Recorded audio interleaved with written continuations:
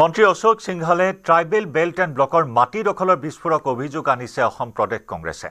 জুবিন ক্ষেত্ৰৰ কাষতে মন্ত্ৰী অশোক সিংহালে ভূমি ক্ৰয় কৰাৰ অভিযোগ বিৰোধী দলপতি দেৱব্ৰত শইকীয়া আৰু মীৰা বৰঠাকুৰৰ। মন্ত্ৰী অশোক সিংহালে ট্ৰাইবেল বেল্ট এণ্ড ব্লকৰ ভূমি কেনেকৈ ক্ৰয় কৰিলে বুলি প্ৰশ্ন মীৰা বৰঠাকুৰৰ। কংগ্ৰেছৰ লগতে বিৰোধী দলপতি দেৱব্ৰত শইকীয়াৰ অভিযোগ নচ্ছাত কৰে মন্ত্ৰী অশোক সিংহালে। যদিহে অভিযোগ সত্য হয় তেন্তে ৰাজনীতি ত্যাগ কৰিবলৈ সাজু মন্ত্ৰীগৰাকী। অভিযোগ সত্য প্ৰমাণিত কৰিব নোৱাৰিলে দেৱব্ৰত শইকীয়াক ক্ষমা খুজিবলৈ দাবী জনালে মন্ত্ৰী অশোক সিংহালে। এতিয়া কোন সঁচা কোন মিছা সেয়া সময়ে নিৰ্ধাৰণ কৰিব।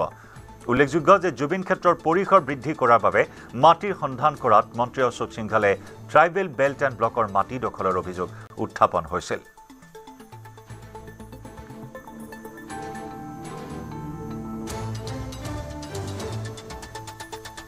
দুৰ্ভাগ্যজনক কথা, যদিও অশোক সিংহালে জুবিন ক্ষেত্ৰৰ ওচৰত ট্ৰাইবেল বেল্টৰ মাটি তেওঁ লৈছে, 38 নে 40 বিঘা লেণ্ড বুলি কৈছে।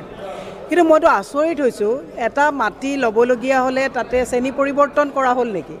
তেওঁলোকে আগতে গ্ৰীণ বেল্টৰ মাটি তেওঁলোকে শ্ৰেণী পৰিৱৰ্তন কৰিছে, তাৰপিছতো ক'ৰবাতো কমাৰ্চিয়েল বেল্টৰ মাটি তেওঁলোকে শ্ৰেণী পৰিৱৰ্তন কৰিছে। কিন্তু আমি জানিব বিচাৰিছোঁ হিমন্ত বিশ্ব শৰ্মা ডাঙৰীয়াৰ যোগেদি যে ট্ৰাইবেল বেল্টৰ মাটিৰ কিবা শ্ৰেণী পৰিৱৰ্তন কৰা হ'ল নেকি? আৰু যদি নাই হোৱা তেতিয়াহ'লে অশোক সিংহালৰ প্ৰটেক্ট এণ্ড কোম্পানীয়ে তাত কেনেকৈ মাটি ল'বলৈ পালে? জনজাতি সংৰক্ষিত বেল্ট এণ্ড ব্লকত মাটি বেদখল কৰিছে। দেৱব্ৰত শইকীয়া ডাঙৰীয়াক মই জনাব বিচাৰিছোঁ, মই প্ৰত্যাহ্বান জনাব বিচাৰিছোঁ, তেখেতে প্ৰমাণ কৰক মই বা মোৰ পৰিয়ালৰ 1 ইঞ্চ মাটিও যদি ট্ৰাইবেল বেল্ট এণ্ড ব্লকত আছে, মই ৰাজনীতি এৰাই নহয়, মই অসমেৰে হিমালয়ত যাই সন্যাস লৈ লওঁ।